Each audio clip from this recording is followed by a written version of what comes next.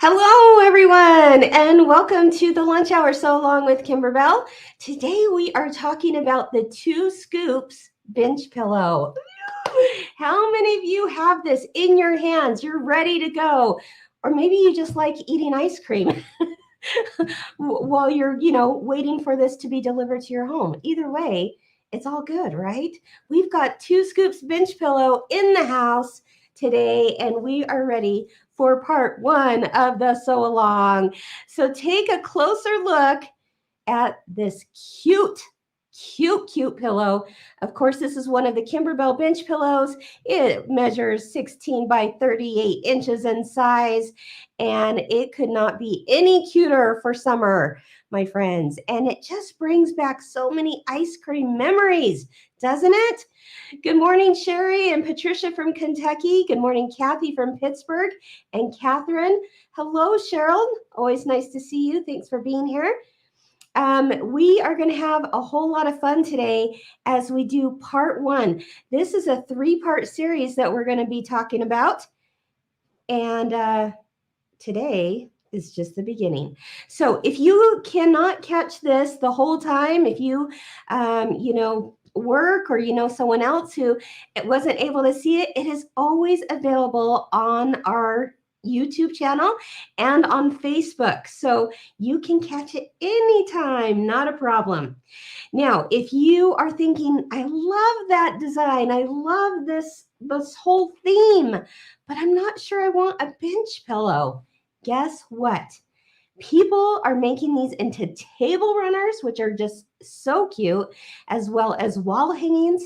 I've seen a lot of different things made with these designs. I'm going to show you a few ideas of some extra things I made with these designs just this weekend, and show you that, gosh, there's so many things, so many possibilities, as I like to say, with a project like this. All right, so what are we doing today? Well, we are going to divide this sew along into three parts. Today is part one, and what we'll be going over is how to do your basic applique. I chose a block that uses our flexi foam, so you get a little taste of that. Pardon the pun. We are also going to talk about background quilting and using Kimberbell's background quilting designs, how that all works and comes together so that when you make this project on your embroidery machine, all the quilting, all the applique, all the piecing is done on your embroidery machine. It's pretty cool stuff. So we'll be talking about that today in part one.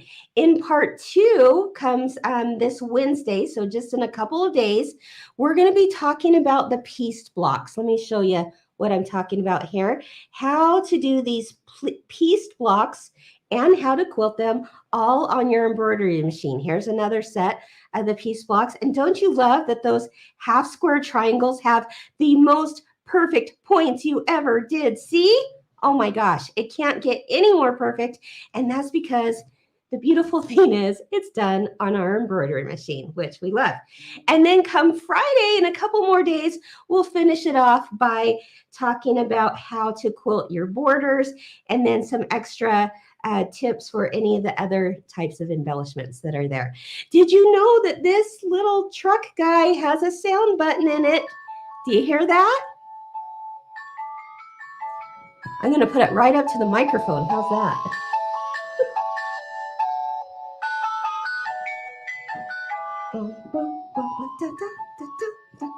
Doesn't it just make you want to jump and shout and dance and find a quarter so that you can run out and meet the ice cream man, right?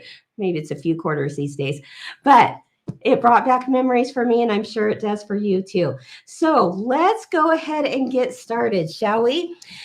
The first thing you're going to want to do, of course, is get the Two Scoops CD. This is something that's available at your favorite quilt shop, whether that's you walking through their doors, or if you don't have one near you, it's okay. There's all these shops out throughout the world that sell online too, and they would be happy to send you this CD set. Okay, again, it is the Two Scoops bench pillow. Ask for it. That's at stores now, and they're ready send it to you. The next thing you'll want to pick up at the store is the Two Scoops Embellishment Kit. Take a closer look at that. Oh my goodness, that has all the goodness of this pillow that makes it just over the top cute. It's got cute little bugle beads in it right there that you see that are the sprinkles on some of those ice cream cones. It's got embroidery felt and glitter and leather and mylar and ribbon and sweet as candy colored vinyl, and you name it, it's in there. Iron-on vinyl is in there as well. The flexi foam and the cute little buttons that have been made especially for this pillow. Look, that's an ice cream stick right there. There's a cherry button right over here that goes on top of the sundae, and then 3 ice cream cones in a row that's going to go in your ice cream cart. Are all made especially for this project. All right, so it's got that. And then, of course, the sound button. The sound button is in there so that when you or your grandchild or your children or whoever it is comes over to your home and press the little button at the top of that ice cream truck, they're in for a really sweet surprise. So pick up the embellishment kit. And then if you're also interested, there are fabric kits also available. This is the Two Scoops fabric kit. Shops have this, and if they if they don't, they might be out by now. I'm not sure, but if they don't, then having, it uses Kimberbell fabrics, or you can have fun choosing your own fabrics too. But everything that you need to make this is included. So have a whole lot of fun with it. All right. So what I've done is I've gone ahead and I've downloaded my instructions. I like to actually print them out. Sometimes I'll read them right straight from my computer, but for today I wanted to print it out for you so that I could easily flip through and decide what we're going to talk about first and next and such. So let's go ahead and go to the overhead camera because I want to show you, and let's get a real up close view of here of how this project book is laid out. If you're new to Kimberbell, you're in for a real fun experience here because we really just as clear and straightforward and step-by-step as possible, make it easy for you. We've got right here on page 2, it's just even the getting started on how to, get things organized. We put them in little resealable bags. And then you go into the fabric requirements section, okay? But what I love especially, let's go a little bit further here, is that it has the cutting diagrams for each of those fabrics. So whether you're using the fabrics from the fabric kit or you've created your own, grouping of fabrics, you can use these as a guide to show you what to cut, how much to cut, and make sure that you'll always have enough fabric to do the project. All right. And then the next page, page 7, talks about the various stabilizers and interfacings that you'll want to pick up. As you know, everything we have at Kimberbell in our stabilizer line is color coded, so it makes it really easy to find at the store and find exactly what you need. So there's your list there. And then we've got the background quilting designs. That's a separate purchase that you can find at kimberbell.com. But if you want to quilt and do this whole thing all on your embroidery machine, you may be interested in the background quilting designs. And we'll talk about that here in a minute. All right. Here's another look on the next page of the different stabilizers we used. And then it goes into, on page 9, I really highly suggest that before you start any Kimberbell project, you read through the pattern notes and helpful tips, because that will certainly help. And then today, I'm actually going to be referring to this page quite often on page 11, where it talks about your quilting options. So I want you to take a look at this. You have 2 options when it comes time to quilt your project. Option 1, of course, is that you would do traditional quilting. And what I mean by that is that you would make all of your blocks just as outlined in the instructions, and then you sew them together. And then afterwards, when you've sewn it together, you would then take it to like someone who has a long arm machine or if you want to do it on your own home sewing machine, you could certainly quilt it that way. But if you want to do the background quilting like I'm going to show you today, and this background quilting is really something else. It's pretty special. I can't wait for you to see more up close on that. Then you'll want to go to option 2, and that is what we call block by block quilting. All right. Now, if you go to this next column on page 10, you're going to see that with block by block quilting, there's something called applique blocks. All right. And then if I turn the page here, there's a section called pieced blocks. The background quilting on doing something on let's get an up close of this. Okay. The background quilting, say for example, let's do this one here up close. The difference between the background quilting on an applique block versus a background quilting on a piece block is just a little bit different from each other, but we really want to show you step by step how easy it is no matter what you're doing. So this would be an example of doing your background quilting behind the applique design. Okay, you can see the applique design goes on top of your background quilting. But when it comes to the pieced blocks, let's take a look at this one right here. You're actually going to piece your quilt blocks first on the embroidery machine, but then you do your quilting on top. And it's really easy to do. You just want to make sure and follow the directions. All right. So I'm going to talk you through all of that. Today's the applique side of it, and Wednesday will be the piece side of it. All right.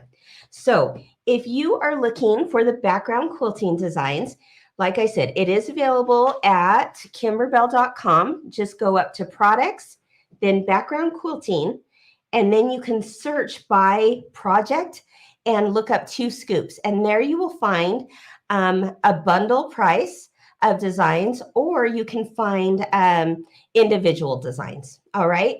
And oh yeah, let's take a look at that, Andrew. I think the picture is right. Keep going up. Keep going up. There we go. Right there. No, go down. There. Oh, there, right there. I'm pointing to something for Andrew to look at. Oh, there we go. So as you can see, there's 4 different background quilting designs that are part of the Two Scoops bench pillow. Of course, you can use these designs for anything way beyond just this pillow, but these are the ones that we used for Two Scoops.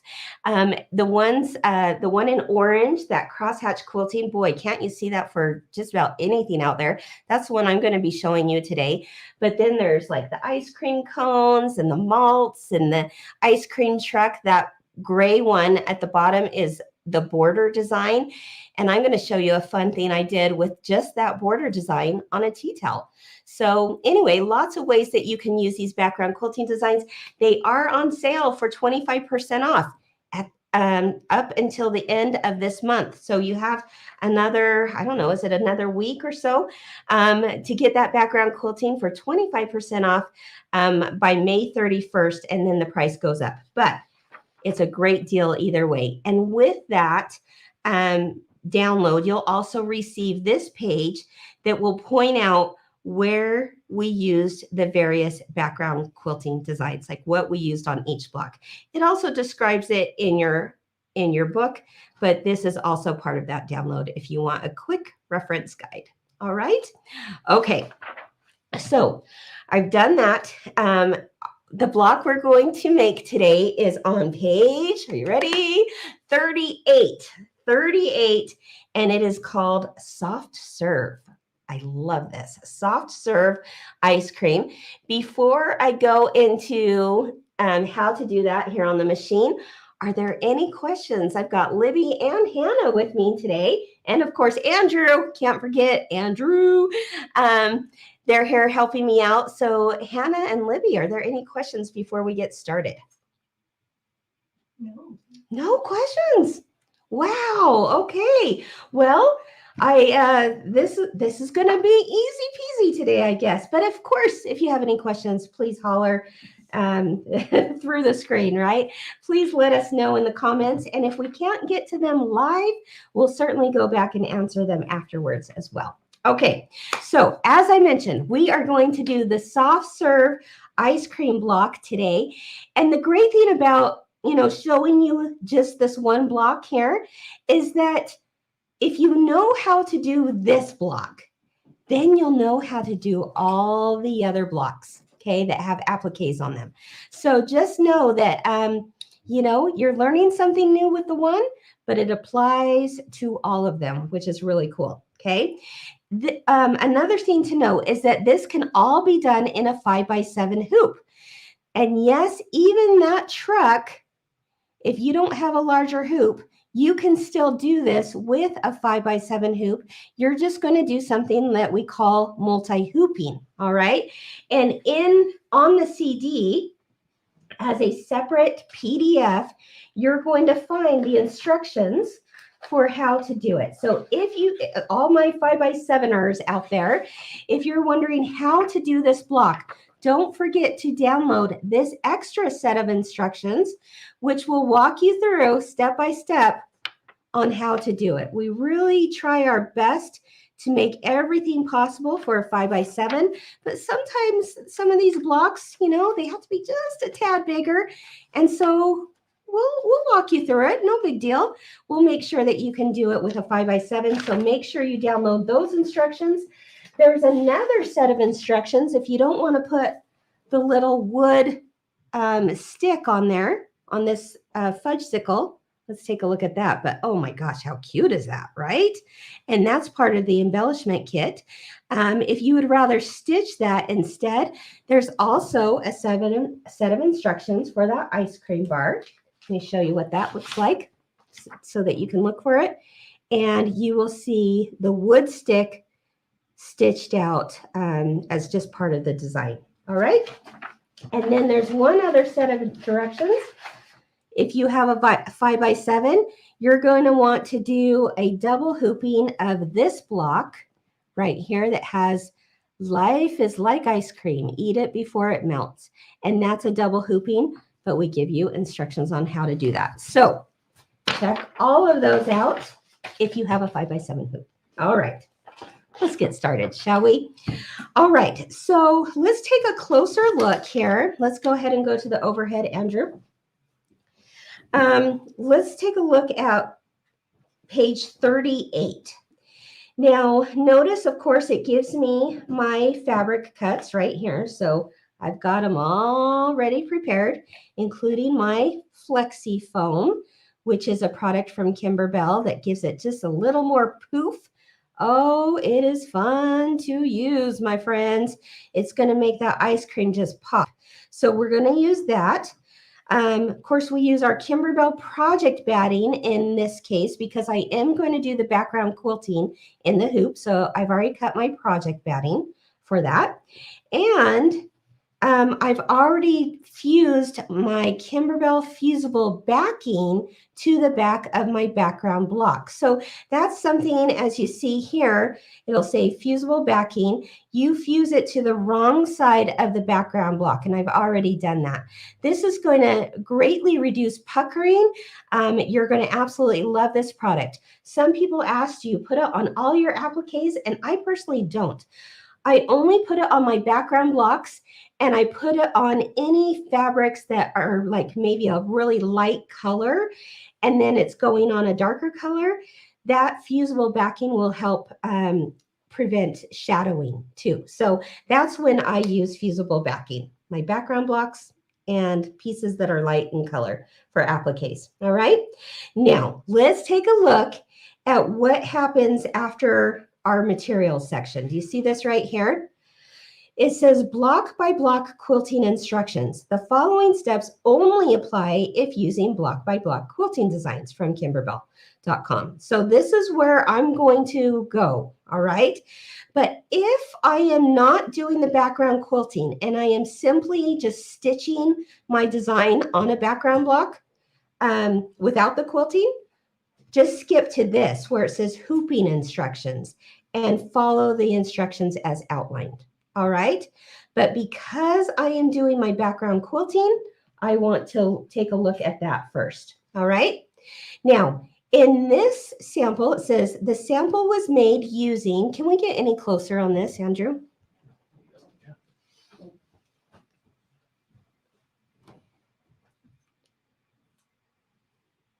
Fantastic. Okay, the sample was made using KDQ 089-lines-5. It's the 4x6 design. Okay, so when you download these designs, you get, oh my gosh, dozens of different sizes of files to use, and they're fantastic for background quilting or clear blue tiles quilting. But we'll tell you what we used. And then, of course, you can use what you wish, but I'm going to show you today based on this. Now, the other thing it says, I'm going to skip to this, follow the block by block quilting instructions on page 10 and 11 to stitch the background quilting. All right, so I'm going to skip back to page 10 and 11 just so that you can see, again, remember our quilting options were here. This is an applique block. So this is the area we're focusing on today, guys. This, and then it goes into this next page. This is what I'm going to be showing you at the machine itself. So, use this as your reference, but certainly showing you by machine is going to be just as easy to follow along. Now, Wednesday is a little different. We're going to do a different method for background quilting with the piece blocks, but we're not going to worry about that right now. We're only doing this applique block. All right? Okay. Now, the first thing I want to do, though, well, let me go ahead and I'm going to stay over here at page 10. So it says, if using fusible backing, then that's when you would do it. Well, we've already done that. I've already fused the fusible backing onto there. Like the note says, it's optional, but it's going to help reduce puckering. And then it says to cut a piece of stabilizer larger than my embroidery hoop. Okay, so I'm going to use the 5x7 hoop. Let's go ahead and go back a little bit. Yeah, there we go. And we use, it says in the beginning that we're going to use lightweight cutaway stabilizer. All right, so we have this color coding system, right? And our cutaways go from like a light yellow ombre color all the way to a heavier weight of a dark orange. But because this is light mesh, that's why you see it as a light yellow color. Isn't that cool? And so in our instructions, it will also match up with this coloring. Now, once I took this label off, right? I open the package, I take the label off. To me now, it's just white stuff. And I'm thinking when I go back into my, sewing room or wherever you're doing your embroidery, I might be thinking, oh gosh, what was that stabilizer? And you might try to lick it with your fingers. Tell me you haven't done that to see if it's a wash away or a cutaway, or you're trying to tear it and you're not sure which it is. Well, that's the beauty of the slap bands, because the Kimberbell slap bands match the color coding on the label. And now I can just wrap it around there and I always know what I have. All right, so that's pretty cool. So I'm going to use my lightweight cutaway stabilizer. This is a kind of like a mesh stabilizer.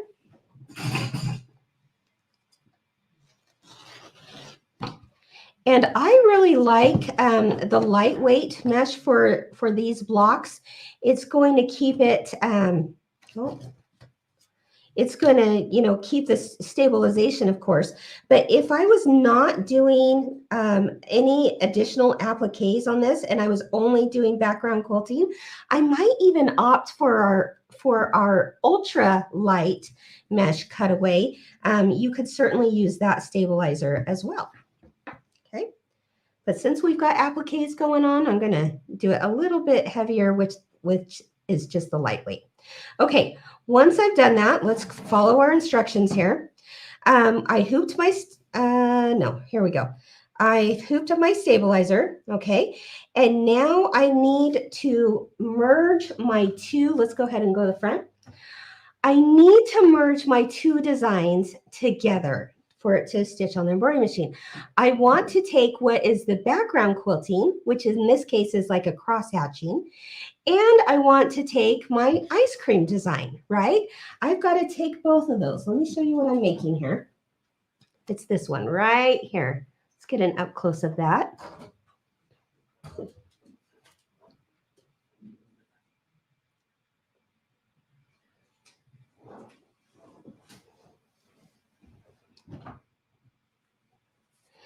I want these two. This is the cone I'm doing today. I want both of these to stitch out at the same time.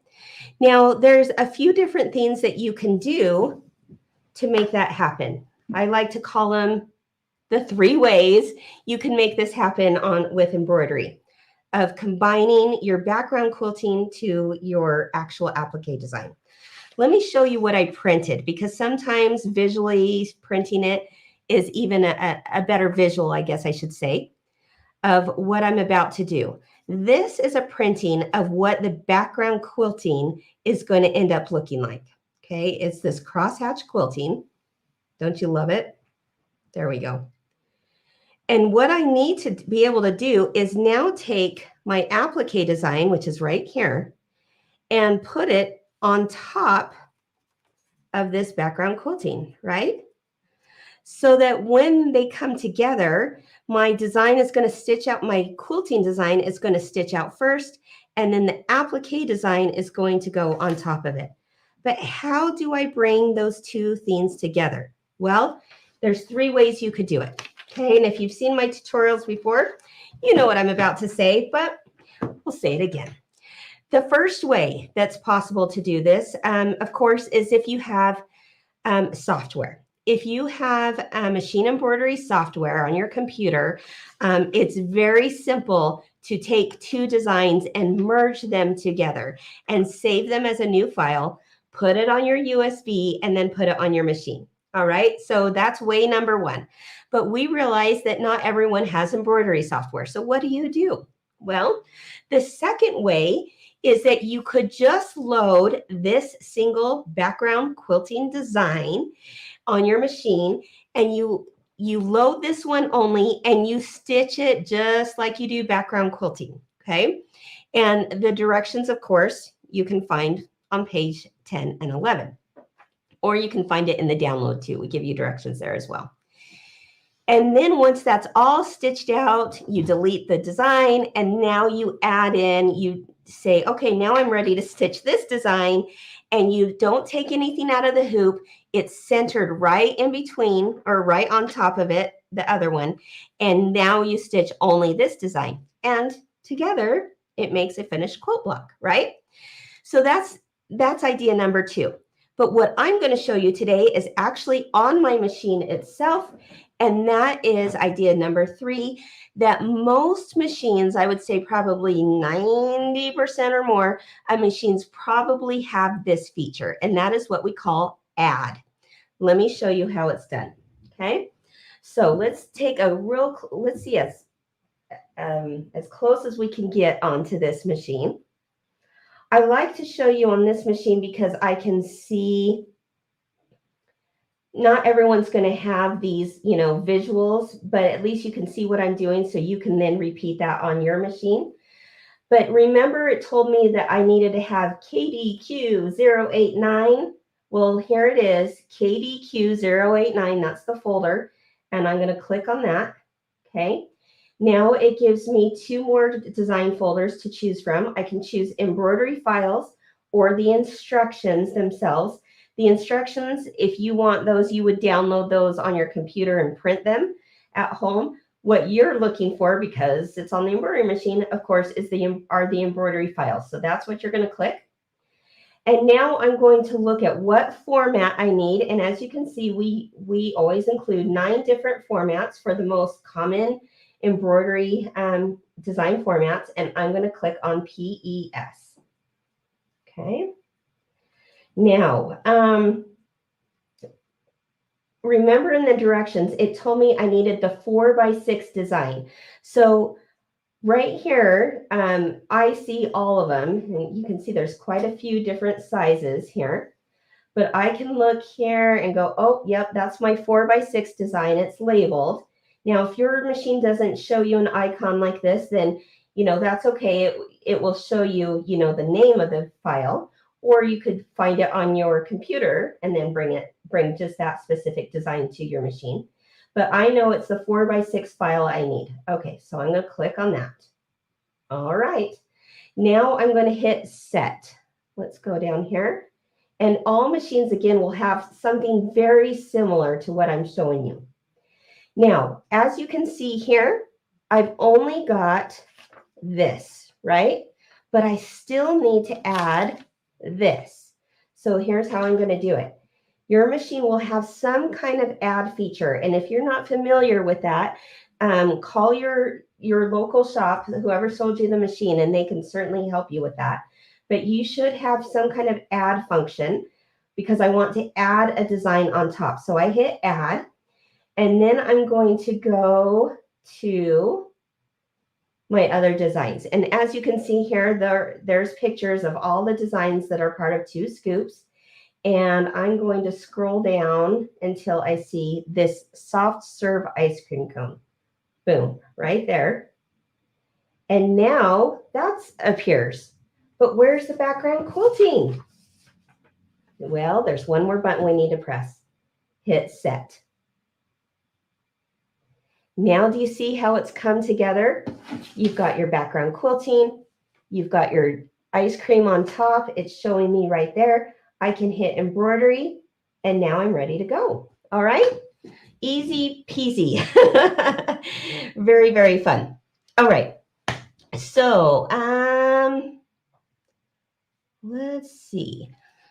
Any questions before I move on? Any questions? No. Okay. I'm here. Great.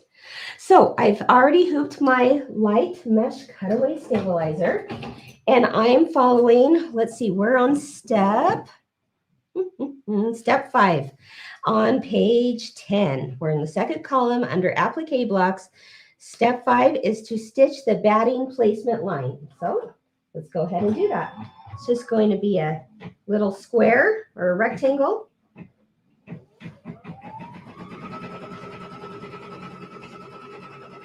And it looks like I need my scissors. Let me grab those.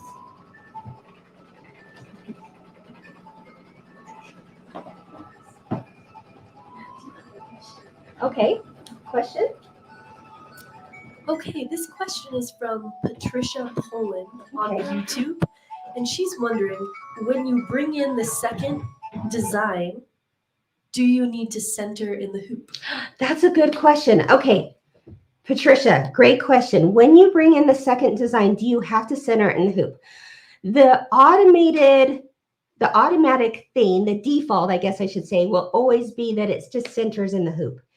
If it tells you that you need to move it, and it will tell you in the directions if you have to move it, I'll show you an example here, then you would move it on your machine. But if it's just like, nope, that design goes smack in the middle, we'll let you know. So since you bring that up, Patricia, let's quickly look at that so that everyone can see how you find out that information. Okay. There we go. All right. So if you look at page 38, let's go down. Let's get a little closer there, Andrew.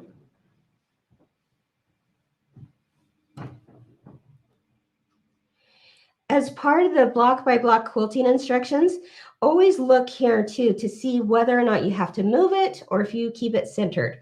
This one says align block embroidery file with the quilting design file so that both files are centered. Right there. That's the key word. We'll put it in bold to let you know it's centered. So this one, it is centered. But if for some reason it had to be moved down, it will also tell you that here on the instructions. So great question, Patricia. Thanks for asking. Okay, now we're going back to page 10 where we stitch the batting placement line. Now change over to page 11 where it says place the project batting completely covering your line. All right, so let's take a look at what I'm about to do here. All right, I'm going to take this batting, and it's larger than this rectangle block, and I'm just going to make sure that it is completely covered. Let me grab some Kimberbell paper tape to help with that. Okay. We like to use this to prevent that batting from shifting. Okay, so there you go. And now we're going to do what we call the batting tack down line next.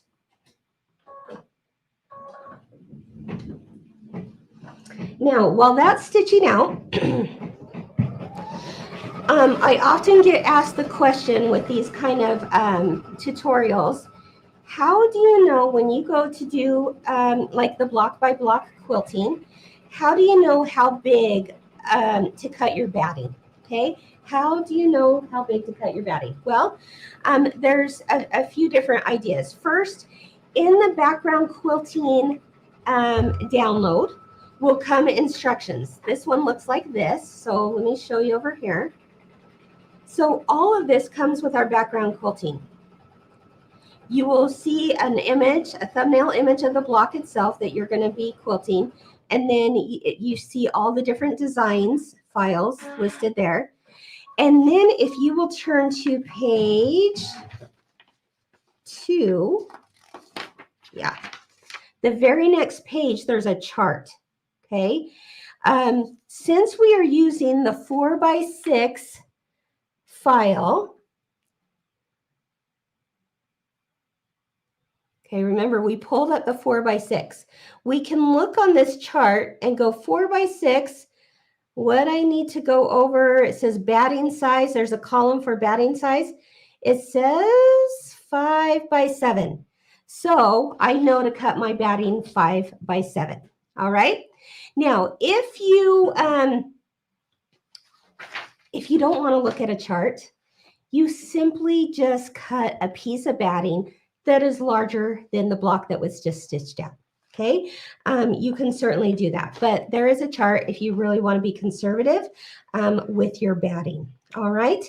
Now, the other thing you could do is, say, for example, let's see. Let's go to page 39. Oh, are we out? You should be back now. Okay, sorry about that. Hopefully we're back now with the sound.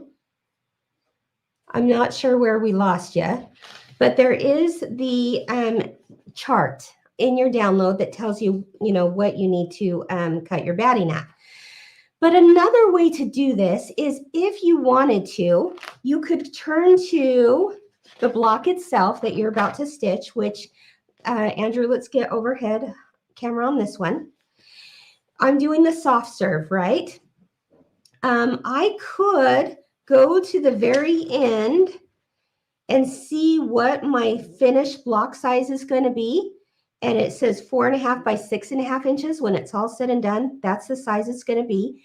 And you just make your your batting about 1/2 inch larger than that. So that's why 5x7 would work there. So yeah, there you go. Hopefully that helps. So either in the chart, or you can just check it out there at the end. Okay. So I made it 5x7. Now we're back on page 11, and it says that we need to trim our batting close to the stitch line.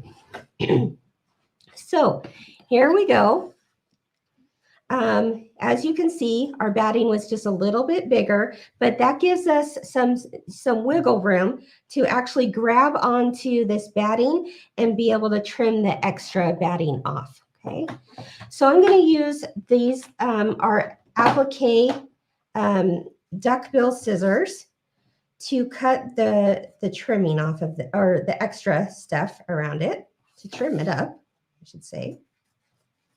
Okay.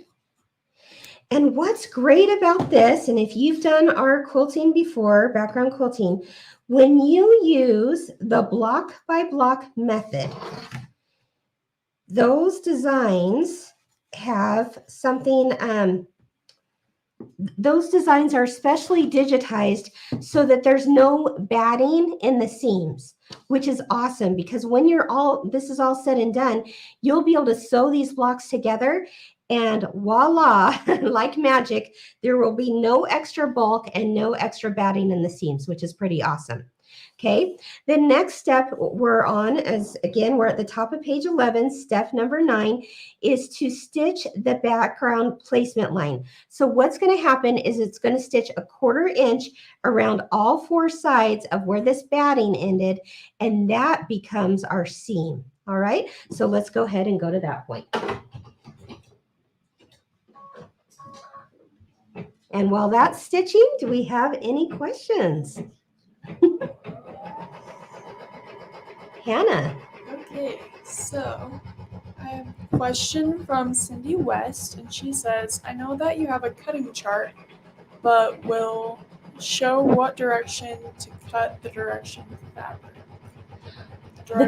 The directional fabric. Okay, so she's wondering about which way to cut the directional fabric. If you will take a look at page 3 and 4, let's take a look at that. All of the swatches are listed there. And what I would do is just lay your fabric out according to what direction, like for example, right here, your direction here, lay it out according to that. And that should match up with, oh no, don't lay it out according to this. Sorry, lay it out according to the fabric cutting diagrams. That makes more sense. To the fabric cutting diagrams, and the directional you'll see there. So there's stripes here and there's stripes here. Just lay it out according to that, and then you'll know what way to cut your fabric. Great question. Okay, I guess this one earlier, it truly is just a swatch, but when you go to cut your fabric, you'll want to pay attention to that. Great question. Okay, so this just did our background placement line. So as you can see here, I'm going to get really close here. There we go. It has a 1/4 inch around the outside of that batting. Isn't that awesome? Because that is where these blocks will all line up, and now you have no batting and extra bulk in your seams. Ah, I love the background quilting from Kimberbell. All right. So next step is we're on step number 10 in your instructions, and that's to place the background fabric with the right side facing up. All right, let's do it. Right side facing up. I already put my fusible backing on there, and I'm just going to tape it in a couple places, and then we'll move on to the next step. Okay. I'm also going to change my thread color because I want my thread color in this instance to blend in and not have that dark gray. I'm actually going to use more of like a white or cream color here. That's always a question people have when they go to do background quilting is what color thread should I use? And honestly, it's just a personal preference, really. And I'll tell you, the pros and cons of both, I guess, here.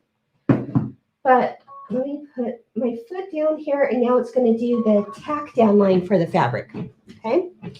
So a lot of people will ask, what thread color do I use for the background quilting?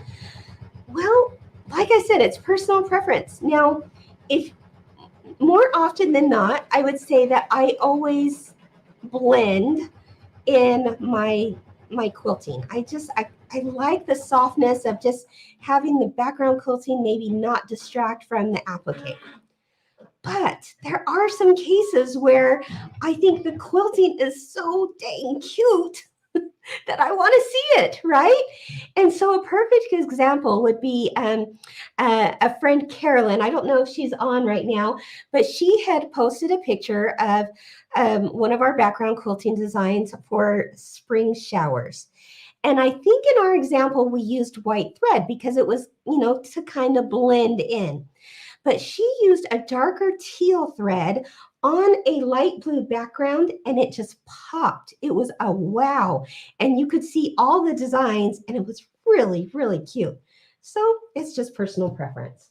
All right. So what happened next was it just did a tack down line all the way around the outside edge. Okay, so that fabric's not going anywhere now. Okay. All right. Now for my favorite part, and that is the machine is going to do the crosshatch quilting. Okay. And we will let the machine work its magic, as they say, right? Kim, here is a question. Yes. Okay. This one is from Karen Tellman. Okay. She's wondering, how do you get the background to fill the full block when you're using one of the smaller hoops? When you use one of the smaller hoops. Oh, okay. Great question. Was that Karen you said? Yes. Okay, let me show you what she's talking about. How do you get, if you have a smaller hoop, Karen, I'm assuming that you have a 5x7 hoop, and you want to do background quilting that's bigger than a 5x7 hoop. What are you going to do in order to make that happen and have it fill the entire block? That is where clear blue tiles plays a role. Ooh, you're going to love clear blue tiles, because with the same download that you're getting for all of these block by block quilting designs, you also get what we call the clear blue tiles quilting designs. They're the same designs, but it's a little different part, a different method. Okay. And so you can use a clear blue tile design to fill in that whole larger block, even with a smaller hoop. Now, in order to do that, I actually have a tutorial on how to do that very thing. So, Libby, can I ask you to find that tutorial on YouTube, and she's going to put it in the comments section, because that will help anybody when they want to do background quilting on a larger piece of fabric, and they need it, you know, they want the background quilting to fill the whole larger piece of fabric, but you have a smaller hoop. No big deal, my friends. No big deal. You're going to be able to do it with clear blue tiles. And I have a little tutorial. It's just a few minutes long that's going to show you exactly how to do that. All right? So I hope that helps. And when Libby puts that up, she's going to let me know, and I'll draw your attention to it. All right. Oh my gosh, you guys, I love the fact that we're just sitting here chatting, having a conversation, and the machine is doing the work, right? I could scroll on Facebook. While I'm at it, I'll be on Kimberbell and Fellas, right? Right? I could scroll on Facebook. I could polish my nails. I could cook dinner. Maybe not. While the quilting is doing all the work. Right? Okay. Ah, don't you love the texture that gives? Look at that. Let's take another. There we go, Andrew. He's got it. Okay. Don't you love that texture, you guys? And how beautiful that design itself could be on anything.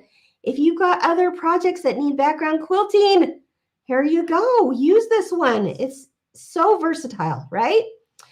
Okay, so here we go. We've got our background quilting done. Now it says step 13 in the directions is to now follow the block embroidery directions. What does that mean for us? That means we're now going to skip to the page that has the instructions from doing the background quilting, or not background quilting, the applique. Right?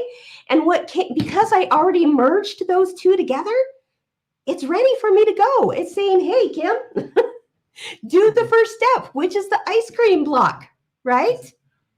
Andrew. So they're saying that it's coming in a little blurry. I'm going to see if there's something with the internet really quick. Okay? Oh. Just to help them out. Okay. I'll be right back. All right. Well, I hope as out of focus, my goodness,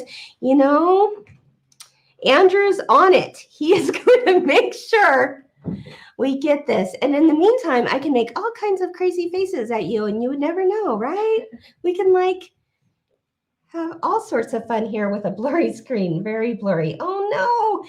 Yeah, it must be the internet. So Andrew is on it. He's going to see what's going on. Before I move on, let's go ahead and I can answer any questions you might have since you don't have to see anything with that, right?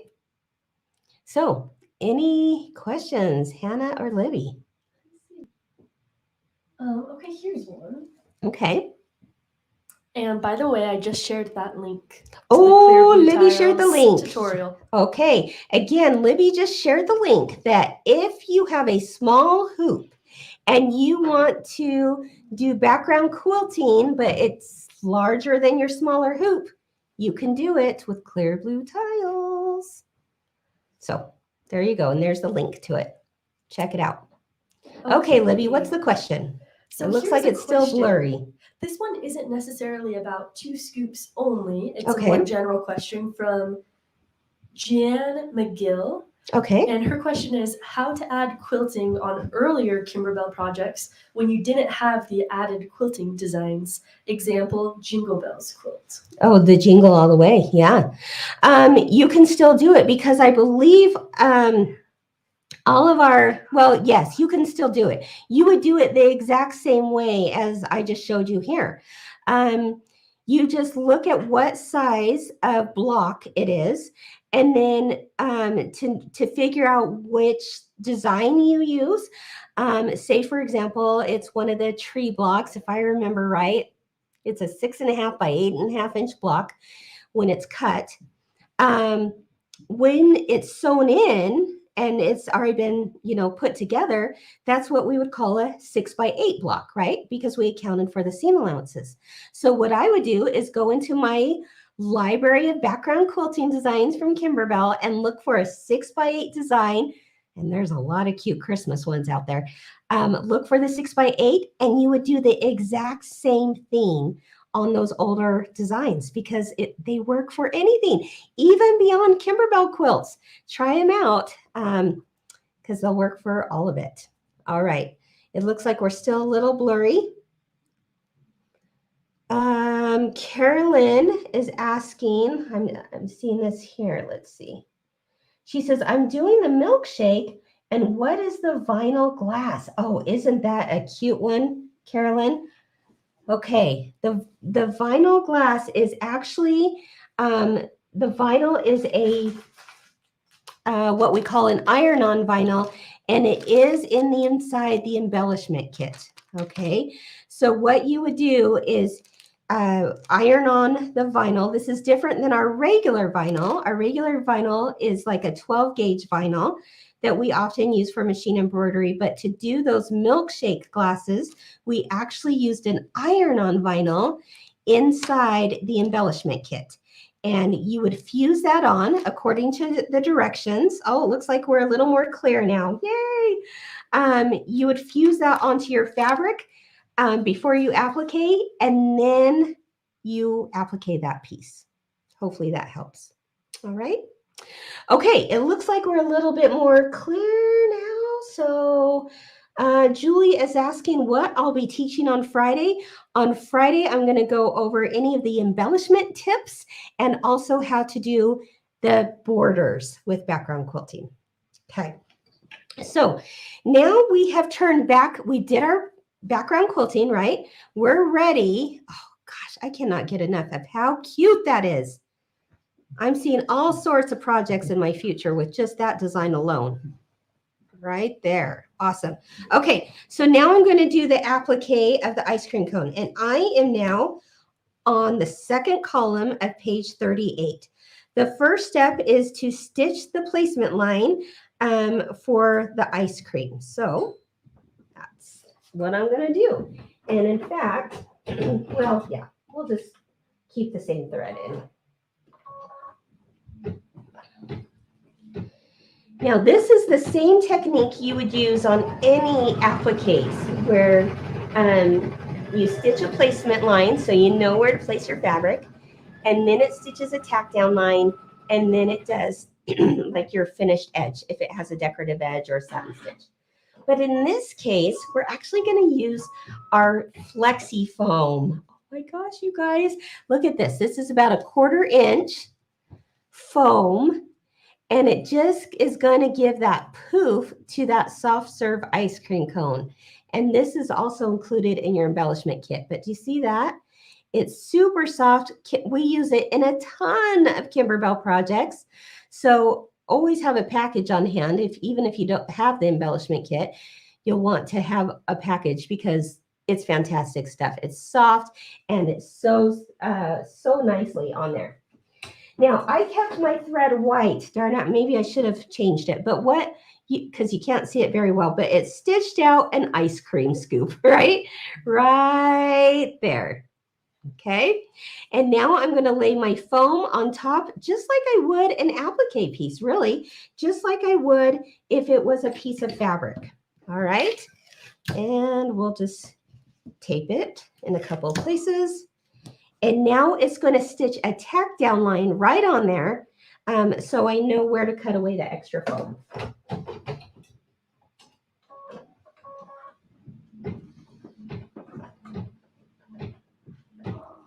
Okay. Well, that's stitching. What else can I answer?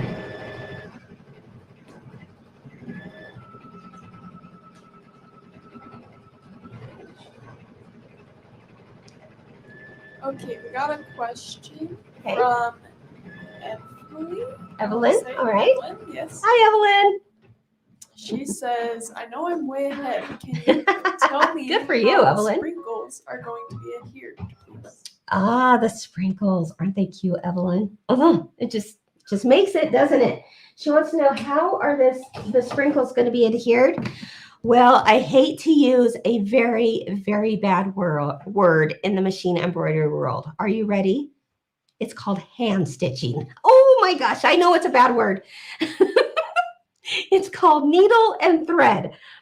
And I know that for us machine embroiderers out there, and I'm right there with you, you guys, if I have to do something with a needle and thread, forget about it. Like, no, I want it done now and quick and with a push of a button. Unfortunately, for those cute little beads, it's worth it. It's worth the time it's going to take to do it. Now, could you use hot glue instead? You could, but honestly, it doesn't take much time, I promise. Here we go. You could just hand stitch those beauties right there with a little needle and thread. So let's take a look. I mean, you know what I like to say, guys. You know what I'm about to say. My famous last words are, who cares how long cute takes? Who cares how long cute takes? That may take you an hour. No, it won't. I promise it won't take you an hour. It'll take you 5 minutes, really. 5 minutes, you'll have it done in no time. But the sprinkles do make it really cute and extra. So there you go. But certainly hot glue is also my best friend. So you could try that out too. All right. Now, I have said, great question, Evelyn. As you can see, can you see the poof already? Oh my gosh, I'm so excited. So this is the foam, and now I want to use some scissors to cut around it. I'm trying to think in my mind which scissors would be best, because this has the duck bill on it, and I like to use that for like larger applique pieces. But when I'm doing something like this that has like a lot of little curves, and I need to get into those curves, there's a couple other tools that I would prefer better. And one is our micro tip scissors, because as you can see, it's got a very sharp tip there, and it's going to get into those curves really well. So I think that's what I'm going to try. I could use our flexi snips, or maybe I'll do a combination of both, but I'm going to first try our micro tips and see what I think. Okay, so I'm going to cut away. Ooh, that cuts like butter. I like it. Okay, I'm going to cut away the extra foam. And you can see why I like the micro tips here in these little curves, because I can just take tiny little snips and it just cuts around those curves so well. Oh yeah, okay, that was a good choice. There we go. Okay. You know, you could have a flat applique or you could have an applique that has flexi foam underneath it and it gives it a whole nother look, a whole nother level of wow, right? All right, almost done. Easy enough, right? Ta-da. All right, I've got my flexi foam ready. It's Cutaway. Now I am on step, where am I? I trimmed my stitch. Okay, I'm now on step 3. This is on the second column, and it says stitch the ice cream placement line, and then I'll place my ice cream fabric right side up. All right, well, it's just going to stitch right around there so I know where to place it. And then we'll go from there. Again, this is what we call the placement line. And then we will lay our fabric and then do the tack down line.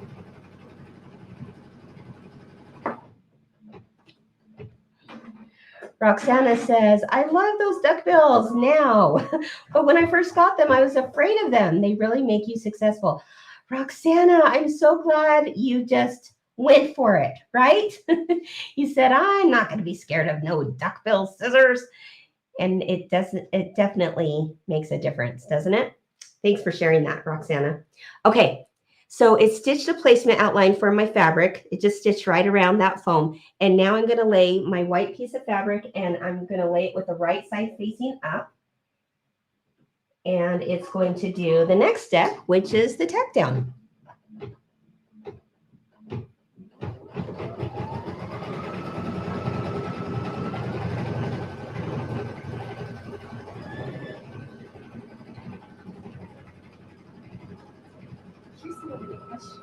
Okay. Okay, here is a question from Karen McNeil. She's Hi, wondering, Karen. on older designs, if we're going to do background quilting, how much larger should we cut our pieces? Oh, that's a good question. I would do, I'm trying to think though. It might already be larger. I'm trying to think when Orange Pop rulers came out, we made them larger because it made it sense to have it a little larger. And then when the fabric, or the stitches brings in the fabric, then you use Orange Pop rulers. So if Orange Pop rulers were used back whenever your quilt is that you're talking about, it would already be the size larger that you need. If not, then I like to make it an inch larger on all sides. So hopefully that helps. Great question. All right, I'm going to use my micro tips again because I really liked that for getting around these little curves. I mean, see the detail there that I've got to get around? I think I'll stick to these ones to do that.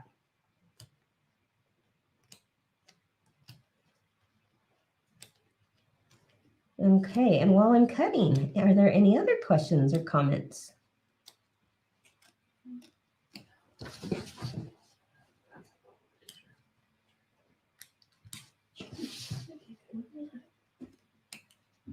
Okay, we got a question from Dawn. Okay, hi Dawn.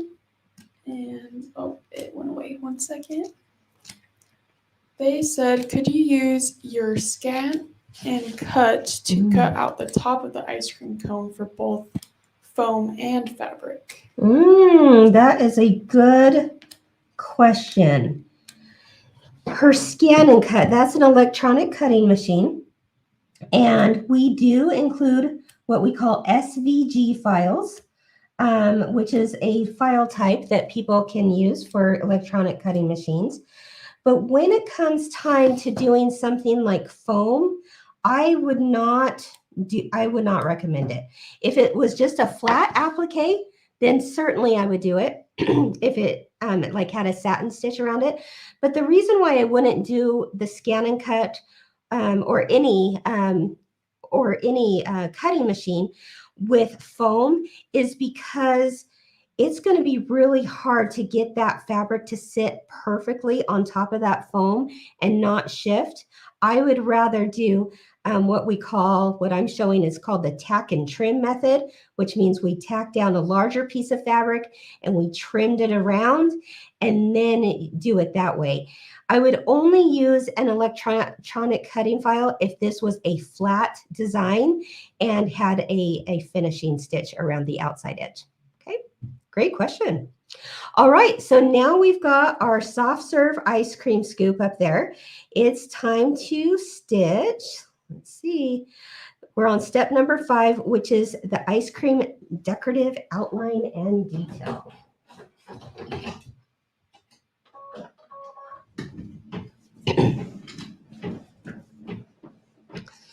Okay, while that's stitching out, I've got to show you something really fun.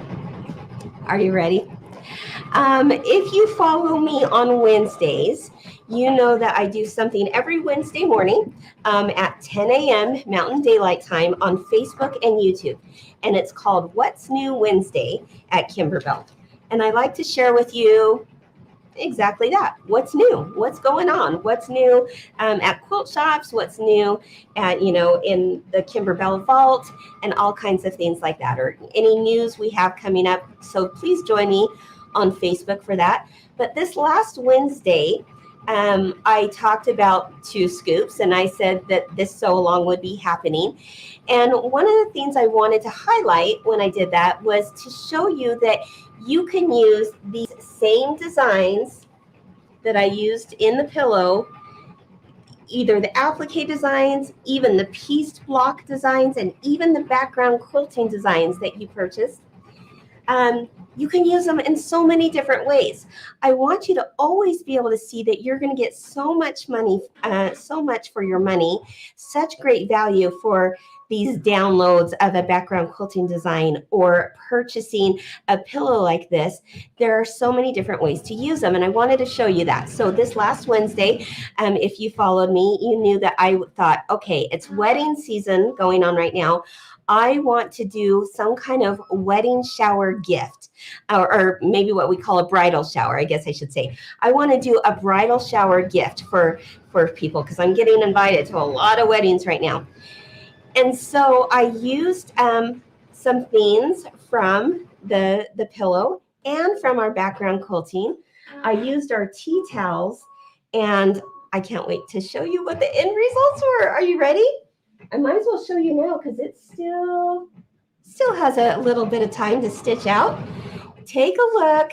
I said I was going to put it all in like a bucket and then fill it with some ice cream sprinkles and the maraschino cherries. Here we go. Let's take a closer look at that. I'm so excited, you guys, about this. So if you're looking at Two Scoops and wondering, well, what, could I get more out of that? Yes, you can.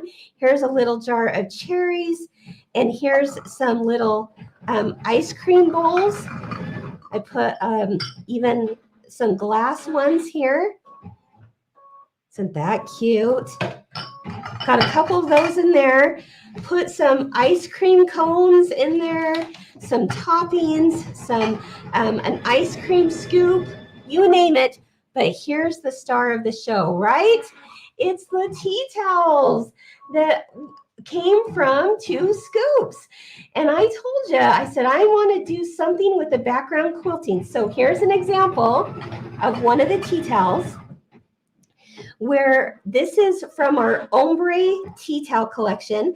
There's a pink and lime green one, all in the same package.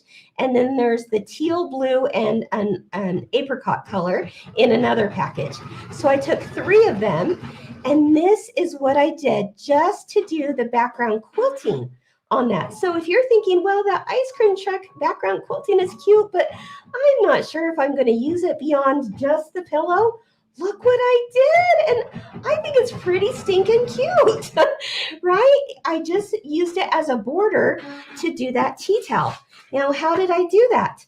I used clear blue tiles to do it.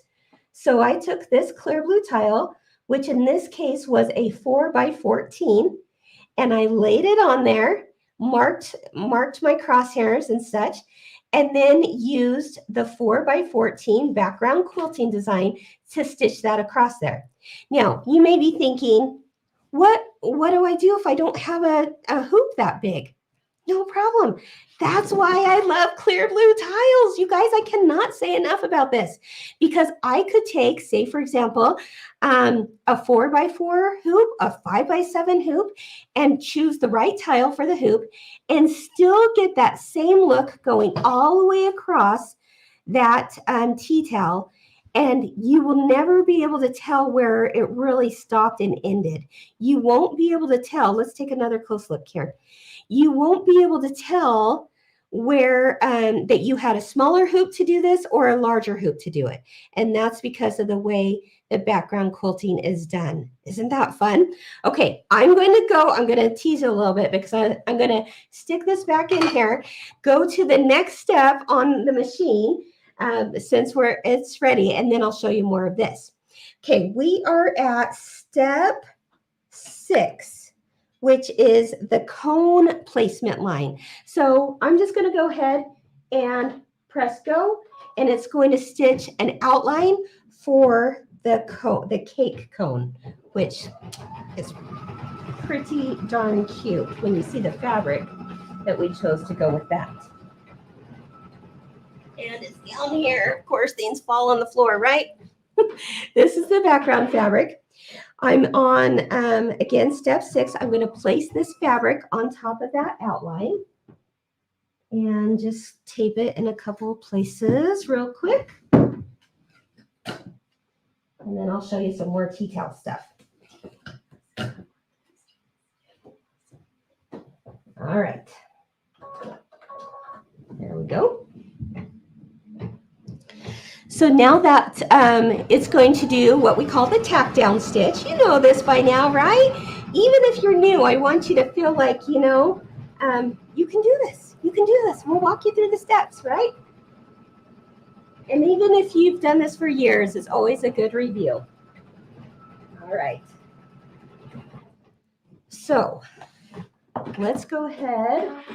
It's done the tack down stitch, and now we need to use our scissors to cut around it.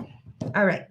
There's not a whole lot of curves to this one, to this cake cone. So I'm just going to go ahead and use my, my duckbills right here. Okay. All right. And if you followed me before, you know I like to have the duckbill towards the center of the applique. I feel like you get a really, a much better cut that way. And this duckbill also protects the stitches from being cut underneath it.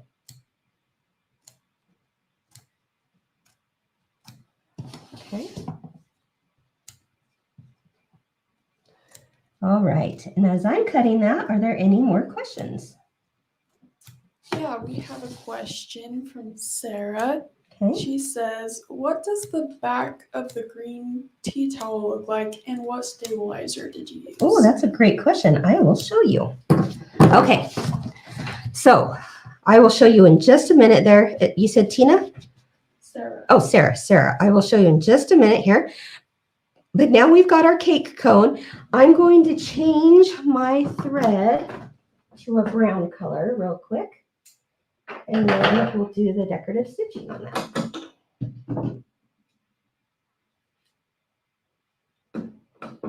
So the stabilizer, Sarah, that I used for that is the Kimberbell Wash Away Sticky Back. I'll tell you why I use that here in just a minute. Okay, and let's go ahead and put this on to stitch, and then we'll chat. Whew, it's getting warm in here. Okay, so Sarah asked if she could see the back of the tea towel. Yes, I'll definitely show you that. And then also what stabilizer I used.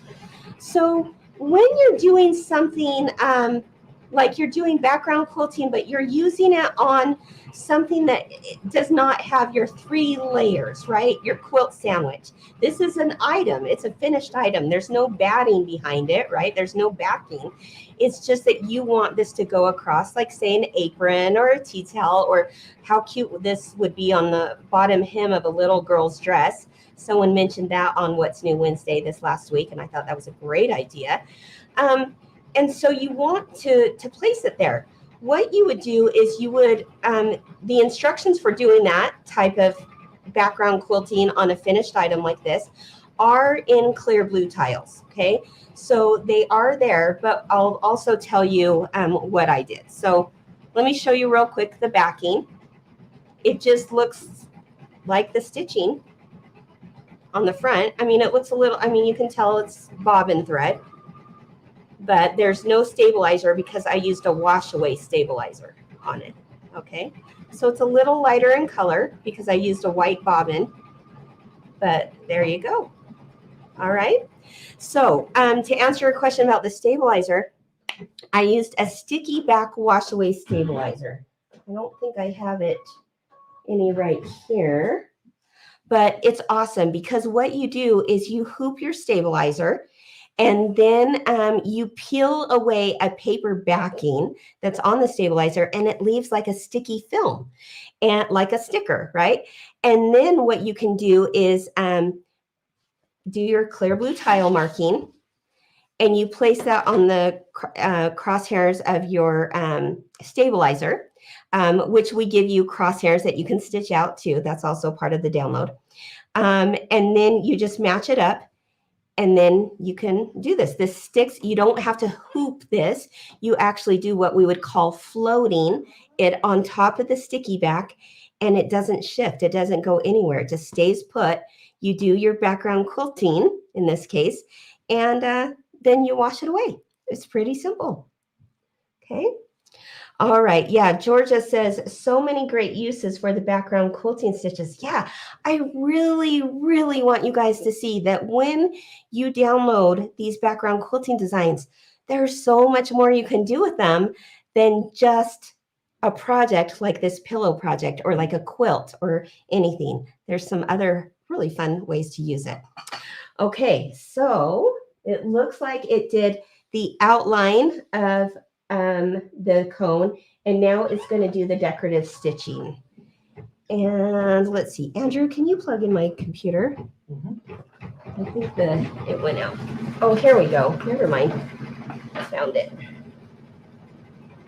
I think that should be plugged in, right? There we go. We're in business. All right. Now let's see what else.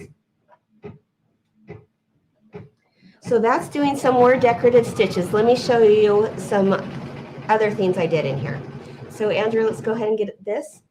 This one was just this same, here we go. Oh, it went out. There we go. Now we're back. Don't you love the look of the ombre? Let's back up just a little bit. I tied a ribbon around it, but the ombre tea towels, let me go ahead and undo this so you can see the look of them. These are, you can find these in quilt shops. And the ombre effect starts white, but then they're hand dyed. And so it gets a little darker in color, a little darker, a little darker, a little darker. Isn't that so pretty? So when I went to do this, I just folded it in half and just bunched it right there and then tied some ribbon around it. So I'll put that back real quick. But this is the ice cream sundae from the bench pillow. Ah, there's another look. Let's take a closer look. Can we even get closer than that? You've got to see the detail on this, you guys. And what I love about this dish in particular, our product development team, they are so awesome at coming up with some unique ideas for making things look really, really cool, such as this dish. This is actually silver mylar, and then they added a top of clear vinyl on top. This is in your instructions for the pillow, and then I just did it on these tea towels. And look at the effect it has on that dish. It's the coolest thing, right? And then I just used a red button for the cherry. Oh my gosh. So this design, of course, came from Two Scoops, which you see right there. Same design. I just put it on a tea towel instead. Wouldn't that look so cute on an apron too? Oh my gosh. Okay, you guys, I just finished. We'll get to the next one in here in just a minute. But take a close look at what's going on here so far. We've got the soft serve ice cream scoop, but we're going to be at the very, very end. In fact, after this whole thing is put together, that's when I'll add on the little beads, bugle beads, because for sprinkles, I mean, come on, it's so cute. Now I'm going to stitch out just the word ice cream across the top. And I'm going to change my thread because I want it a little darker to show a little better. Let's see. All right. And then we'll be done with that block. Aren't these blocks fun? They just make you happy, don't they? They sure do me. All right. Stitch that on or place that on. Now it's going to do its magic while we chat. Okay. And then finally, this one, I'm so excited to show you this one. This is the one I started on Wednesday when I was doing What's New Wednesday. I told you the idea of what I was going to do, but this is how it ended up. And this one I decided I just loved, you know, on a tea towel like this. Look how cute that is. I've just got to show you the ombre effect on this one too. So stinking cute. Look at that. So it starts out white, and then, like I said, it's hand dyed to a little darker pink, little darker to the darkest pink. So fun, right? So let me hurry and bunch this up again. I can't wait to give this to, I haven't decided which bridal shower I'm going to give this yet.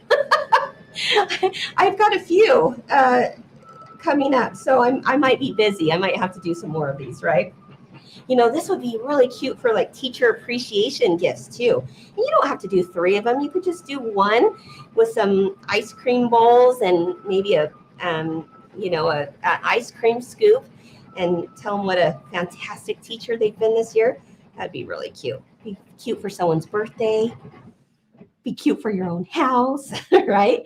Okay, so here's a look at the popsicle. I had to do a lime green popsicle on that pink. Are you kidding me?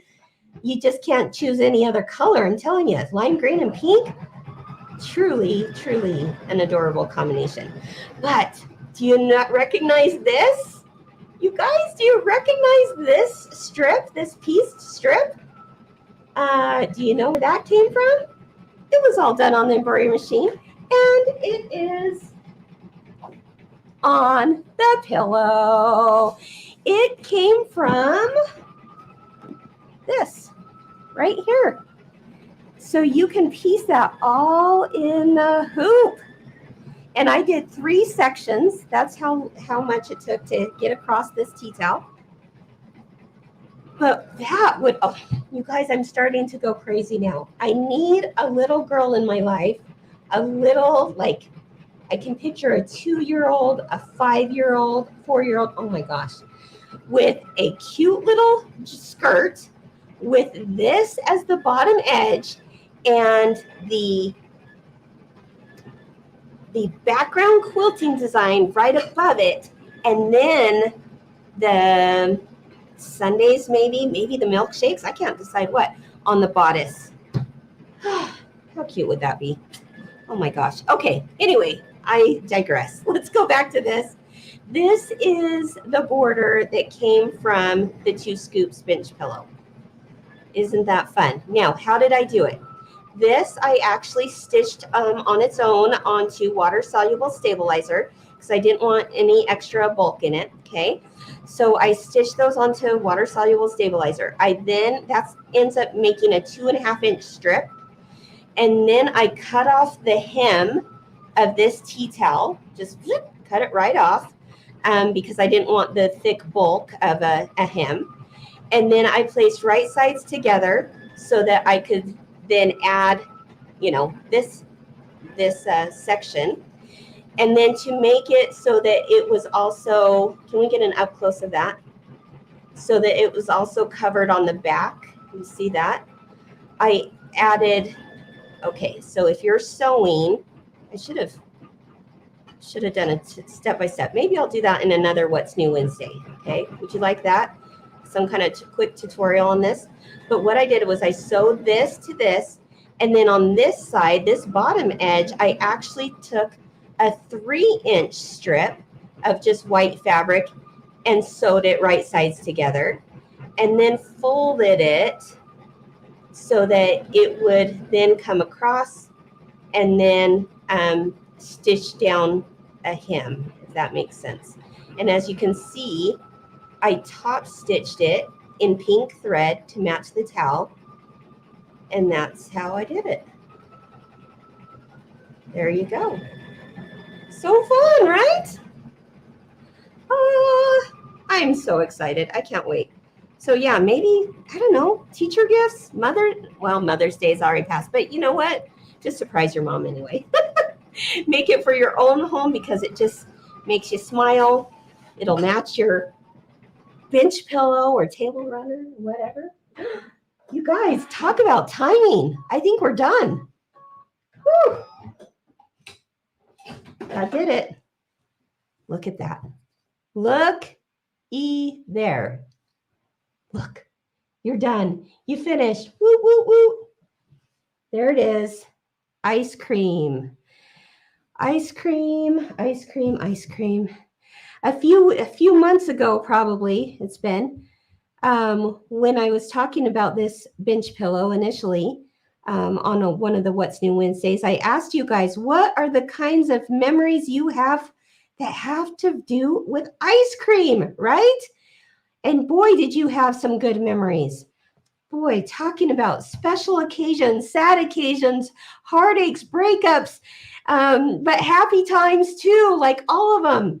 Family reunions, or just, you know, walking to the park and having ice cream, or running out to meet the ice cream man coming down your street. There were so many fun memories that you guys had with ice cream. And when our team said, yeah, we're thinking, you know, an ice cream bench pillow would be super cute. Honestly, at first I was like, really? Really? An ice cream bench pillow? And then an ice cream bench pillow came to be, and it just makes me happy.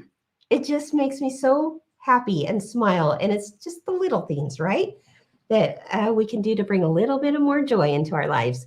There you go. Now I've got, popped it out of the hoop. Now I can cut this down to size, which is, let me make sure I read this right. It's probably 4.5. Yep. 4.5 by 6.5 inches. I could use the orange pop rulers to do that. I don't have them right here. Maybe I'll show them on Wednesday or Friday how to use them and give you some tips for using them. But yeah, once they're cut down to size, then you're good to go. Everything will just match, and voila, before you know it, you're going to have the cutest ice cream bench pillow or table runner or wall hanging or whatever you want to do. Pillows, there's so many things you can do with it. I'm thinking, ooh, an apron. How cute would an apron be? Again, I was talking about that little girl's dress with like the bottom hem. But what if as an adult, you wanted to have a cute apron that had the ice cream right here, and maybe the background quilting is the hem of the apron, and then maybe the pieced patchwork from the Two Scoops bench pillow? Possibilities are endless, as I like to say, right? If you guys have any ideas, I'd love to hear them too in the comments. All right. Any other questions? Elaine says, yeah, can you demonstrate cutting the blocks? Elaine, I will do that on Wednesday. I don't have my orange pop rulers right here with me. I should have thought to bring them, but I don't have them. But on Wednesday, I won't cut this block yet. I will wait to cut it. with the orange pop rollers, and I can give you some ideas and tips for how to use those. All right. Okay, Hannah and Libby, any other questions? Yes, here's a question from Mary Brown Crowther. Okay, hi She's wondering, do the quilting designs need to be on the same jump drive to do them together with the applique? Mary. That's a great question, Mary. No, you don't. In fact, I have 2 different jump drives going on here, and I just pulled up the background quilting design from one because it was already on there, and then I pulled up the ice cream from another. No, you don't have to. Now, if you only had one USB drive, then certainly, then that's what you could use. But if you have 2, you could use it that way. All right. Any other questions? Oh, that's so fun. Debbie says, let's see. We have made 3 6-quart tubs of homemade ice cream, I'm assuming, for a big get-together. Oh my gosh, Debbie, that sounds wonderful. What's your favorite flavor to make, Debbie? I'd love to hear. Oh, if you've had like homemade peach ice cream, there's nothing better. Homemade peach ice cream, homegrown peaches, right? I also love homemade cookies and cream ice cream. I've had that. And you know what? Even this block right here, the milkshake block, let's take a look at that. This block alone brings back memories of my childhood because I remember, on a Saturday night, my dad would surprise us and say, okay, who wants a malt? Who wants a chocolate malt? And we would just all lose our minds to have one of Dad's chocolate malts, because he would, put it together in a blender, and he would put a banana in there and the chocolate syrup, and then he would put the secret ingredient, of course, which was the malt mix, and that was heaven. That was absolute heaven. So when I look at that block, that just makes me think about my dad, which is, kind of fun. And I think we all have those ice cream kind of memories, right? So let this pillow or table runner or whatever you end up making it into, let it serve as a great way to think back on some great memories, right? All right.